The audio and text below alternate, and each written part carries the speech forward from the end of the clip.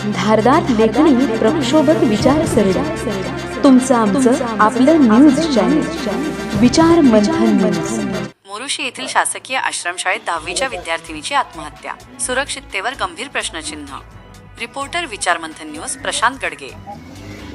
मुरबाड तालुक्यातील मोरोशी येथील शासकीय आश्रमशाळेत इयत्ता 10वीतील विद्यार्थिनीने गळफास घेऊन आत्महत्या केल्याची धक्कादायक घटना समोर आली असून या घटनेमुळे संपूर्ण तालुक्यात खळबळ उडाली आहे। कोमळ खाकर असे मृत विद्यार्थिनीचे नाव आहे। ही आश्रमशाळा शहापूर आदिवासी विकास प्रकल्पाच्या अखत्यारीत येते। मिळालेल्या माहितीनुसार कोमळ खाकर ही मोरोशी येथील शासकीय आश्रमशाळेत 10वीच्या वर्गात शिक्षण घेत होती।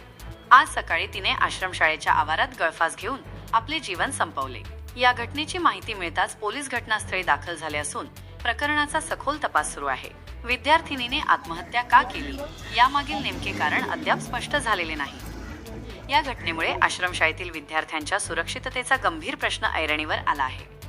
शासन नियमानुसार प्रत्येक आदिवासी आश्रमशाळेत वसतिगृहातील विद्यार्थ्यांवर लक्ष ठेवण्यासाठी एक महिला अधीक्षिका, एक पुरुष अधीक्षक तसेच निवासी मुख्याध्यापकाची नियुक्ती असते।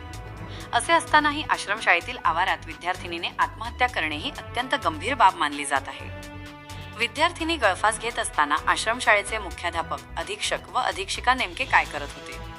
विद्यार्थ्यांच्या मानसिक आरोग्याची व सुरक्षिततेची जबाबदारी असलेल्या अधिकाऱ्यांनी वेळेत हस्तक्षेप का केला नाही, असे संतप्त सवाल आता उपस्थित होत आहेत। या दुर्दैवी घटनेनंतर आदिवासी विकास प्रकल्प शहापूर अंतर्गत येणाऱ्या आश्रमशाळांमधील प्रशासन, देखरेख व्यवस्था व विद्यार्थ्यांच्या सुरक्षिततेबाबत सखोल चौकशीची मागणी होत आहे।